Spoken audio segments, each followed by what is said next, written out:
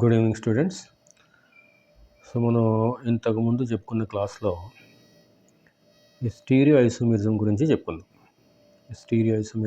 మనం చెప్పుకుందాం. దానికి ముందు మనం స్ట్రక్చరల్ ఐసోమెరిజం గురించి మనం చెప్పుకుందాం. ఈ స్టీరియో ఐసోమెరిజంలో మనం జామెట్రికల్ ఐసోమెరిజం అంటే ఏంటి, ఆప్టికల్ ఐసోమెరిజం అంటే ఏంటి మనం చెప్పుకుందాం. దాని వీడియో యొక్క లింక్ నేను ఈ వీడియో యొక్క డిస్క్రిప్షన్లో ఇస్తాను, చూడండి. సో దాని తర్వాత మనకి టాపిక్ ఏంటంటే fundamental concepts of organic reaction mechanism. ఈ టాపిక్ ఫండమెంటల్ కాన్సెప్ట్స్ అంటే ఆర్గానిక్ రియాక్షన్ మెకానిజం అంటే ఒక రియాక్షన్, ఆర్గానిక్ రియాక్షన్ ఎలా జరుగుతుంది, అసలు అది ఎలా ప్రొసీడ్ అవుతుంది, దానికి ఏమేమి కావాలి అనేది మనం ఈ టాపిక్లో బ్రీఫ్గా నేర్చుకుంటాం అనమాట. డీటెయిల్గా అంటే మనం హైయర్ స్టడీస్లో నేర్చుకుంటాం, ఇక్కడ మనం బ్రీఫ్గా మనం నేర్చుకుంటాం అనమాట. In an organic reaction, the organic molecule also referred as substrate అంటారు అనమాట.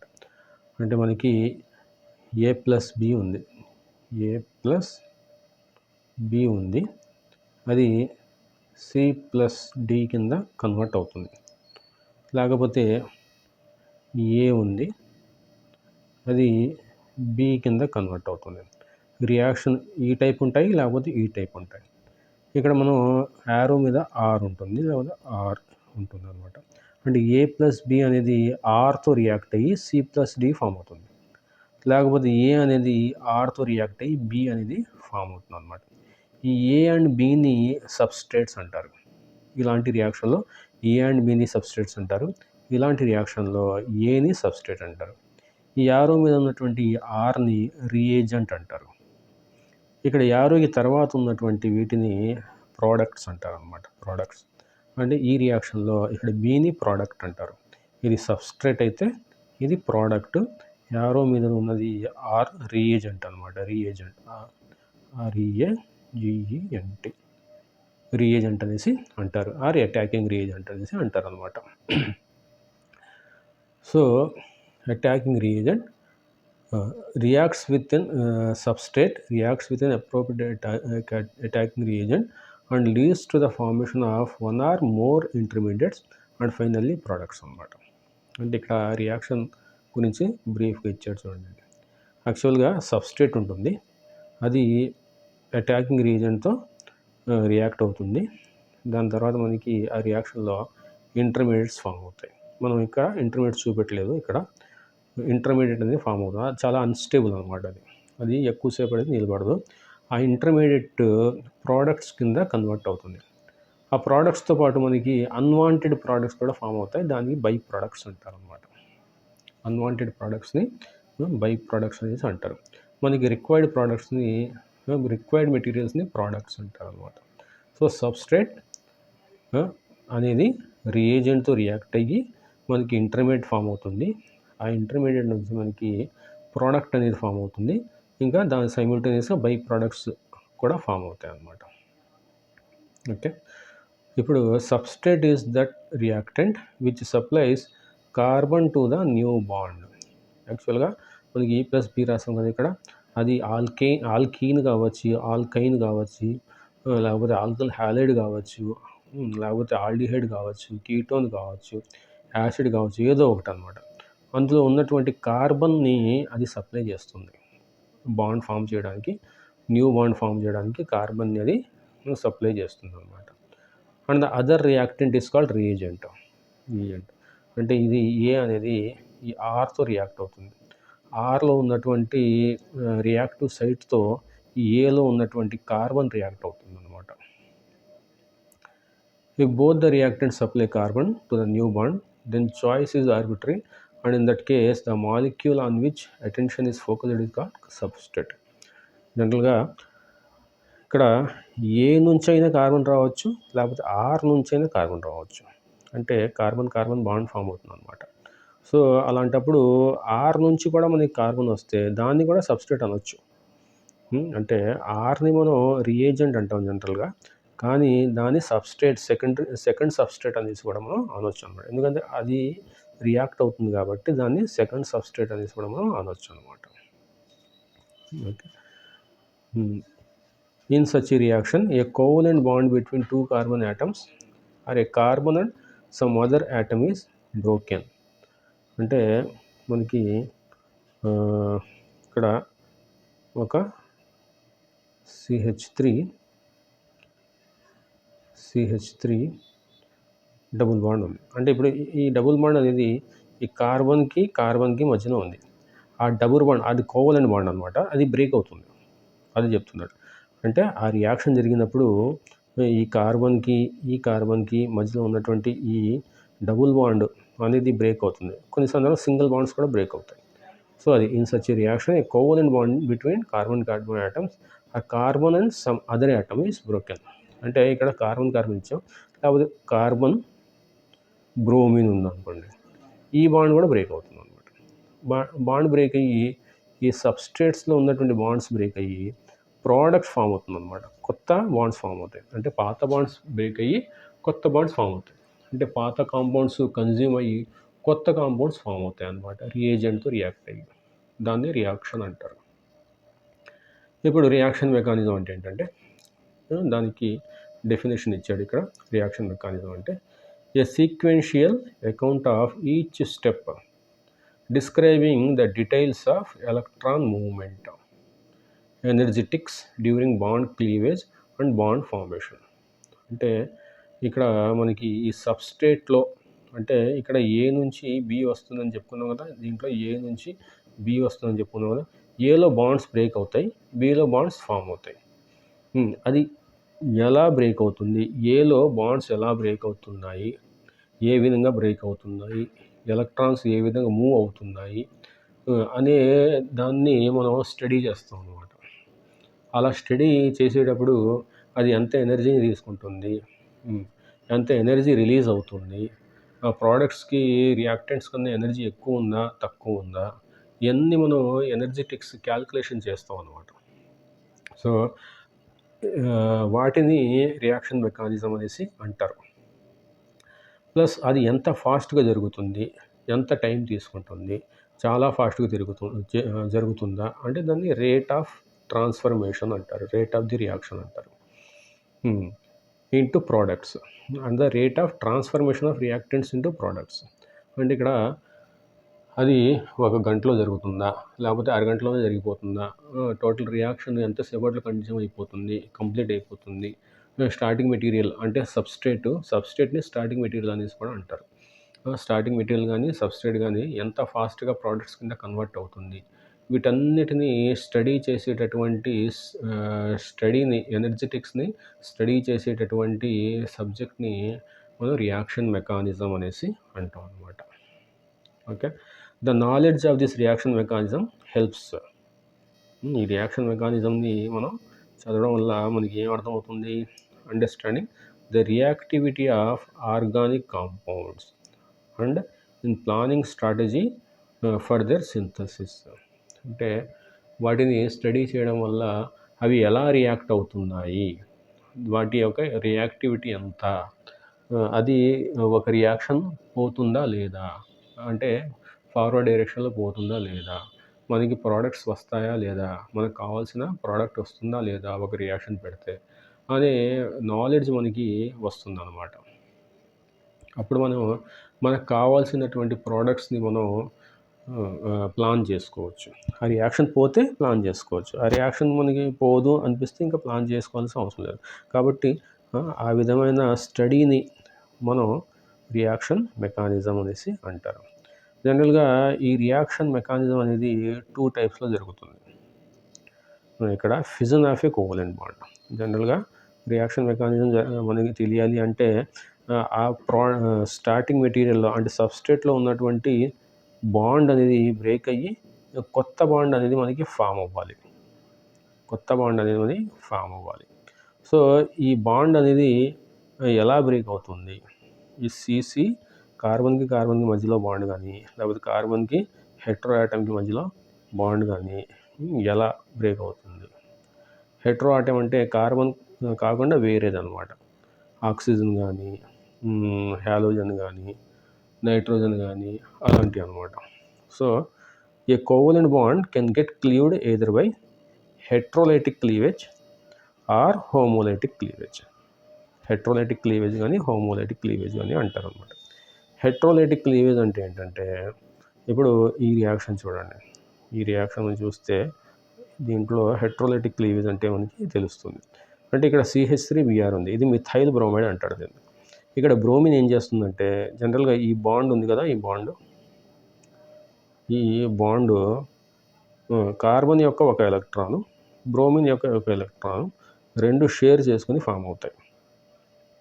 ఇప్పుడు ఈ బ్రోమిన్ ఏం చేస్తుందంటే, బ్రోమిన్కి ఎలక్ట్రోనెగటివిటీ ఎక్కువ కాబట్టి రియాక్షన్ కండిషన్స్లో ఈ కార్బన్ యొక్క ఎలక్ట్రాన్ కూడా తీసేసుకుంటుంది బ్రేక్ అయినప్పుడు.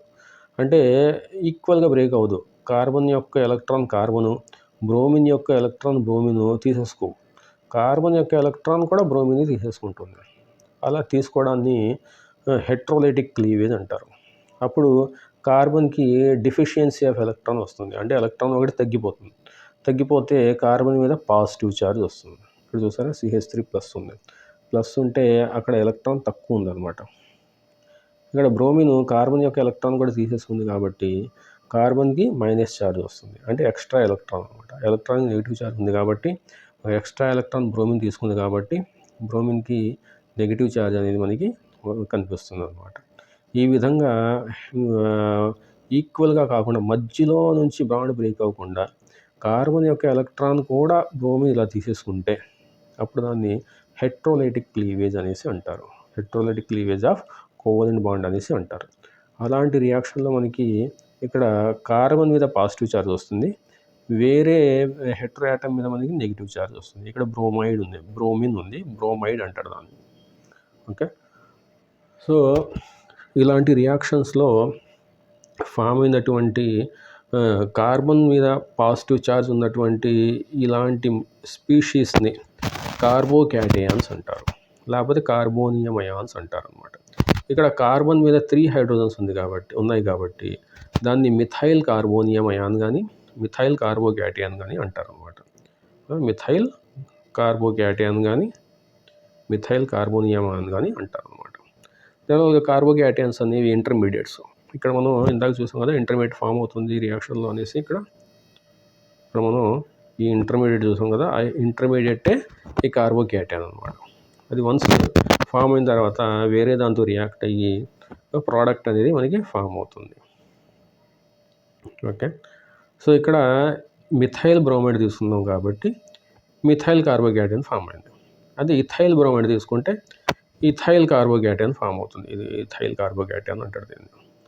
ఇక్కడ కార్బన్ మీద 2 హైడ్రోజన్స్ ఉంటాయి. ఇక్కడ కార్బన్ మీద పాజిటివ్ ఛార్జ్ మీద 3 హైడ్రోజన్స్ ఉన్నాయి. ఇక్కడ ఇథైల్ కార్బోక్యాటయాన్లో కార్బన్ మీద 2 హైడ్రోజన్స్, ఒక మిథైల్ గ్రూప్ ఉంటుంది. దీన్ని ప్రైమరీ కార్బోక్యాటయాన్ అంటారు. అంటే పాజిటివ్ ఛార్జ్ ఉన్నటువంటి కార్బన్కి ఒక ఆల్కైల్ గ్రూప్ అటాచ్ అయి ఉంటే దాన్ని ప్రైమరీ కార్బోక్యాటయాన్ అంటారు. అదే పాజిటివ్ ఛార్జ్ ఉన్నటువంటి కార్బన్కి 2 మిథైల్ గ్రూప్స్ కానీ ఆల్కైల్ గ్రూప్స్ కానీ అటాచ్ అయి ఉంటే దాన్ని సెకండరీ కార్బోక్యాటయాన్ అంటారు. అదే పాజిటివ్ ఛార్జ్ ఉన్నటువంటి కార్బన్కి 3 ఆల్కైల్ గ్రూప్స్ కానీ మిథైల్ గ్రూప్స్ కానీ అటాచ్ అయి ఉంటే దాన్ని టెర్షరీ కార్బోక్యాటయాన్ అంటారు. ఓకే, సో ఒక కార్బన్కి 3 హైడ్రోజన్స్ అటాచ్ అయి ఉంటే, ఒక కార్బన్కి 3 హైడ్రోజన్స్ అటాచ్ అయ్యి ఇలాగా దానికి పాజిటివ్ ఛార్జ్ ఉంటే దీన్ని మిథైల్ కార్బోక్యాటయాన్ అంటారు. మిథైల్ కార్బోక్యాటయాన్ అంటారు. అదే ఇది కాకుండా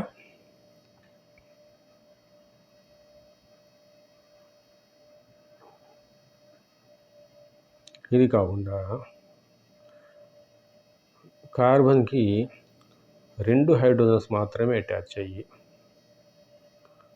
ఒక ఆల్కైల్ గ్రూప్ అటాచ్ అయ్యి ఉంటే, ఈ ఆల్కైల్ గ్రూప్ అనేది మిథైల్ కానీ ఇథైల్ కానీ ఏదో ఒకటి, దీనికి పాజిటివ్ ఛార్జ్ ఉంటాయి ఇలాగా, దీన్ని ప్రైమరీ కార్బోక్యాటయాన్ కానీ ఫస్ట్ డిగ్రీ కార్బోక్యాటయాన్ కానీ అంటారు. ఫస్ట్ డిగ్రీ 1 మీద 0 ఉంటుంది, ఫస్ట్ డిగ్రీ కార్బోక్యాటయాన్ కానీ లేకపోతే ప్రైమరీ కార్బోక్యాటయాన్ కానీ అనేసి అంటారు. అదే ఇక్కడ ఇలాంటి కార్బోక్యాటయాన్ మీద ఈ హైడ్రోజన్ కూడా రీప్లేస్ చేసి మనకి ఆల్కైల్ గ్రూప్ ఉందనుకో, అది కూడా రీప్లేస్ చేసి మనకి ఆల్కైల్ గ్రూప్ ఉంది ఇక్కడ ఇలా అప్పుడు మనకి ఇక్కడ సెకండరీ కార్బోక్యాటయాన్ అంటారు. 2 మీద డిగ్రీ ఉంటుంది, సెకండరీ కార్బోక్యాటయాన్ అంటారు. సో అది ప్రైమరీ అవ్వదు, సెకండరీ అవుతుంది అనమాట. ఈ ప్రైమరీ కాస్త పోయి మనకి దాన్ని మనం సెకండరీ కార్బోక్యాటయాన్ అనాలి. Secondary carbocation. ఓకే, అదే మనకి ఈ హైడ్రోజన్ కూడా తీసేసి దాని ప్లేస్లో మనం ఆర్ని పెట్టాము అనుకో, దాని ప్లేస్లో మనం ఆల్కైల్ గ్రూప్ని పెట్టాము. అప్పుడు దాన్ని మనం టర్షరీ కార్బోక్యాటయాన్ అనేసి అంటాం. టర్షరీ కార్బోక్యాటయాన్ని జస్ట్ మనం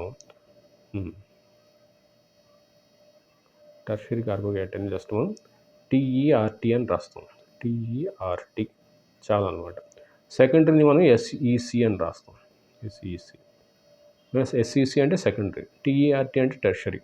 ఇది టెర్షరీ అనమాట. ఇది ఈ కార్బోక్యాటయాన్ ఏ కార్బన్ మీద అయితే పాజిటివ్ ఛార్జ్ ఉందో దానికి 3 ఆల్కైల్ గ్రూప్స్, ఒక హైడ్రోజన్ కూడా లేకుండా 3 కూడా ఆల్కైల్ గ్రూప్సే ఉంటాయి. దాన్ని టెర్షరీ కార్బోక్యాటయాన్ అనేసి అంటారు. అదనమాట. అంటే కార్బన్ మీద 3 హైడ్రోజన్స్ ఉండి కార్బన్కి పాజిటివ్ ఛార్జ్ ఉంటే దాన్ని మిథైల్ కార్బోక్యాటయాన్ అంటారు. కార్బన్కి 2 హైడ్రోజన్స్ ఉండి పాజిటివ్ ఛార్జ్ ఉన్నటువంటి కార్బన్కి 2 హైడ్రోజన్స్ ఉండి దానికి ఒక ఆల్కైల్ గ్రూప్ అటాచ్ అయి ఉంటే దాన్ని ప్రైమరీ కార్బోక్యాటయాన్ లేకపోతే ఫస్ట్ డిగ్రీ కార్బోక్యాటయాన్ అంటారు. అదే కార్బన్ పాజిటివ్ ఛార్జ్ ఉన్నటువంటి కార్బన్ మీద 2 ఆల్కైల్ గ్రూప్స్ ఉండి ఒకటే హైడ్రోజన్ ఉంటే దాన్ని సెకండరీ కార్బోక్యాటయాన్ అంటారు. అదే పాజిటివ్ ఛార్జ్ ఉన్నటువంటి కార్బన్ మీద 3 ఆల్కైల్ గ్రూప్స్ ఉంటాయి, ఇలా 3 కూడా ఆల్కైల్ గ్రూప్స్ ఉంటే ఒక హైడ్రోజన్ కూడా లేకపోతే దాన్ని టర్షరీ కార్బోక్యాటయాన్ అనేసి అంటారు అన్నమాట. ఓకే, అది ఈ టర్షరీ, ప్రైమరీ, సెకండరీ. జనరల్గా టర్షరీ కార్బోక్యాటయాన్ అనేది చాలా స్టేబుల్. జనరల్గా టర్షరీ కార్బోక్యాటయాన్ అనేది చాలా స్టేబుల్ అనమాట. ఇక్కడ స్టెబిలిటీ ఆర్డర్ ఇచ్చాడు చూడండి, ఇక్కడ స్టెబిలిటీ ఆర్డర్ ఇచ్చాడు. ఇది టర్షరీ కార్బోక్యాటయాన్ అనమాట. ఇది సెకండరీ కార్బోక్యాటయాన్, ఇది ప్రైమరీ కార్బోక్యాటయాన్, ఇది మిథైల్ కార్బోక్యాటయాన్. జనరల్గా టర్షరీ అనేది చాలా స్టేబుల్, తర్వాత సెకండరీ, తర్వాత ప్రైమరీ, తర్వాత మిథైల్ కార్బోక్యాటయాన్. ఇక్కడ గ్రేటర్ దెన్ ఇచ్చాడు చూడండి మధ్యలో. సో టర్షరీ అనేది చాలా స్టేబుల్. ఎందుకంటే టర్షరీ కార్బోక్యాటయాన్కి 3 కూడా ఆల్కైల్ గ్రూప్స్ ఉంటాయి. ఇలా ఆల్కైల్ గ్రూప్స్ ఏం చేస్తాయంటే ఇండక్టివ్ ఎఫెక్ట్ అనేసి ఒక ఎఫెక్ట్ ఉంటుంది, మనం తర్వాత నేర్చుకుంటాం దాని గురించి. ఇంకా ముందుకెళ్తే inductive effect, hyper conjugation effect, అంటే మీసోమెరిక్ ఎఫెక్ట్, అన్ని ఎలక్ట్రానిక్ ఎఫెక్ట్స్ ఉంటాయి. సో అవి ముందు మనం నేర్చుకుంటాం. సో ఇక్కడ ఈ ఆల్కైల్ గ్రూప్స్కి ఆర్, మిథైల్ కానీ ఇథైల్ కానీ ఉంటే వాటికి ప్లస్ ఇండక్టివ్ ఎఫెక్ట్ అనేసి ఉంటుంది. ప్లస్ అంటే పాజిటివ్ ఇండక్టివ్ ఎఫెక్ట్ అనేసి ఉంటుంది. దానివల్ల అవి ఎలక్ట్రాన్ని రిలీజ్ చేస్తాయి అన్నమాట. ఇలా పాజిటివ్ కార్బన్ వైపుకి ఎలక్ట్రాన్ని రిలీజ్ చేస్తాయి. అప్పుడు ఈ కార్బన్ మీద ఉన్నటువంటి ఈ పాజిటివ్ ఛార్జ్ న్యూట్రలైజ్ అవుతుంది, కాబట్టి ఇది స్టెబిలైజ్ అవుతుంది అన్నమాట. అంటే ఈ మధ్యలో ఉన్నటువంటి కార్బన్ మీద పాజిటివ్ ఛార్జ్ ఎంత తక్కువ ఉంటే అది అంత స్టేబుల్ అన్నమాట. ఈ ఆల్కైల్ గ్రూప్స్ ఏం చేస్తాయి, ఎలక్ట్రాన్స్ని రిలీజ్ చేస్తాయి. ఎలక్ట్రాన్ అంటే ఏంటి, నెగిటివ్ ఛార్జ్. నెగిటివ్ ఛార్జ్ ఈ కార్బన్ మీదకి వచ్చింది అంటే ఇక్కడ ఉన్నటువంటి పాజిటివ్ ఛార్జ్ న్యూట్రలైజ్ అవుతుంది. కాబట్టి టర్షరీకి 3 ఉన్నాయి కాబట్టి ఎక్కువ ఎలక్ట్రాన్ డెన్సిటీ రిలీజ్ అవుతుంది. అదే సెకండరీకి 2 ఆల్కైల్ గ్రూప్స్ ఉన్నాయి కాబట్టి అది టర్షరీతో కంపేర్ చేస్తే తక్కువ ఎలక్ట్రాన్ డెన్సిటీ రిలీజ్ చేస్తుంది. కాబట్టి అది టర్షరీతో కంపేర్ చేస్తే లెస్ స్టేబుల్ అన్నమాట. అది ప్రైమరీకి అయితే ఒక మిథైల్ గ్రూపే ఉంది, అంటే ఒక ఆల్కైల్ గ్రూపే ఉంది కాబట్టి అది సెకండరీతో కంపేర్ చేస్తే ఈ ప్రైమరీ అనేది తక్కువ ఎలక్ట్రాన్ డెన్సిటీని పాజిటివ్ కార్బన్ వైపుకి రిలీజ్ చేస్తుంది. అంటే ప్లస్ ఐ ఎఫెక్ట్ తగ్గుతుంది అన్నమాట. ప్లస్ ఐ ఎఫెక్ట్ తగ్గింది అంటే స్టెబిలిటీ కూడా తగ్గింది అన్నమాట కార్బోక్యాటయాన్కి. ఓకే. సో, మిథైల్ కార్బోక్యాటయాన్‌కి అయితే అసలు మిథైల్ గ్రూప్సే అంటే 3 కూడా హైడ్రోజన్సే కాబట్టి, దానికి ఆల్గల్ గ్రూప్స్ లేవు కాబట్టి, దానికి ప్లస్ ఐ ఎఫెక్ట్ అనేది అసలు ఉండదు. కాబట్టి అది లీస్ట్ స్టేబుల్ అనమాట. ఓకే. ఈ విధంగా మనం స్టెబిలిటీ ఆర్డర్ ఆఫ్ కార్బోక్యాటయాన్స్‌ని మనం చెప్పొచ్చు అనమాట. Plus I effect. Plus hyper conjugative effect అనేసి కూడా ఉంటుంది. దానివల్ల కూడా ఎక్కువ హైపర్ కాంజుగేటివ్ ఎఫెక్ట్ అనేది టెర్షరీకి ఉంటుంది. ఎక్కువ హైపర్ కాంజుగేటివ్ ఎఫెక్ట్ టెర్షరీకి ఉంటుంది. దాని తర్వాత సెకండరీకి ఉంటుంది. దాని తర్వాత ప్రైమరీకి ఉంటుంది. దాని అసలు హైపర్ కాంజుగేటివ్ ఎఫెక్టే మిథైల్కి ఉండదన్నమాట. మిథైల్కి అసలు హైపర్ కాంజుగేటివ్ ఎఫెక్టే ఉండదు. దీనికి హైపర్ కాంజుగేటివ్ స్ట్రక్చర్స్ 3 వస్తాయి. దీనికైతే 6 వస్తాయి. దీనికైతే 9 వస్తాయి. కాబట్టి స్టెబిలిటీ ఆర్డర్ అనేది ఇలా ఇంక్రీజ్ అవుతుందన్నమాట. ఎన్ని హైపర్ కాంజుగేటివ్ స్ట్రక్చర్స్ ఎక్కువ ఉంటే అంత స్టేబుల్ అనమాట. ఓకే. దాని గురించి హైపర్ కాంజుగేటివ్ స్ట్రక్చర్స్ గురించి మనం కమింగ్ క్లాసెస్లో నేర్చుకుంటాం. సో, ఈ స్టెబిలిటీ ఆర్డర్, ఈ కార్బోక్యాటయాన్స్ యొక్క స్టెబిలిటీ ఆర్డర్ ఎందుకంటే వాటికి ప్లస్ ఐ ఎఫెక్ట్ ఉంటుంది టెర్షరీకి, ప్లస్ హైపర్ కాంజుగేషన్ కూడా ఎక్కువ ఉంటుంది టెర్షరీకి. అది తగ్గుతూ పోతుంది సెకండరీకి, ప్రైమరీకి, మిథైల్కి చాలా తక్కువ ఉంటుంది. అదనమాట. ఓకే. తర్వాత వీటి స్ట్రక్చర్ చూస్తే, కార్బోక్యాటయాన్స్ యొక్క స్ట్రక్చర్ చూస్తే జనరల్గా మీథేన్ తీసుకుంటే మీథేన్ తీసుకుంటే టెట్రాహెడ్రల్ స్ట్రక్చర్ ఉంటుంది అనేసి మనం చెప్పుకున్నాం. ఇలా ఇక్కడ హెచ్, ఇక్కడ హెచ్, ఇక్కడ హెచ్, ఇది స్ట్రైట్ లైన్. ఇది టెట్రాహెడ్రల్ స్ట్రక్చర్ అంటారు దీన్ని, టెట్రాహెడ్రల్. ఇప్పుడు ఒక హైడ్రోజన్ని మనం తీసేస్తే, ఇక్కడ ఒక హైడ్రైడ్ని తీసేస్తే మనం, అప్పుడు ఇది పిరమిడల్ స్ట్రక్చర్ కింద ఉంటుంది. ఇది పిరమిడల్ స్ట్రక్చర్ కింద ఉంటుంది. కానీ పాజిటివ్ ఛార్జ్ వస్తుంది కాబట్టి ఆ స్ట్రక్చర్ కాస్త ఇది sp3 హైబ్రిడైజ్డ్ కార్బన్. ఇలా మీథేన్లో sp3 హైబ్రిడైజేషన్ జరుగుతుందని మనం హైబ్రిడైజేషన్ చెప్పినప్పుడు చెప్పుకున్నాం. కానీ ఎప్పుడైతే అది మీథేన్ కాస్త మిథైల్ కార్బోక్యాటయాన్ కింద కన్వర్ట్ అవుతుందో అప్పుడు ఆ టెట్రాహెడ్రల్ జామెట్రీ కాస్త మనకి ఈ విధంగా ప్లానార్ స్ట్రక్చర్ కింద కన్వర్ట్ అవుతుంది. ఈ విధంగా ప్లానార్ స్ట్రక్చర్ కింద కన్వర్ట్ అవుతుంది.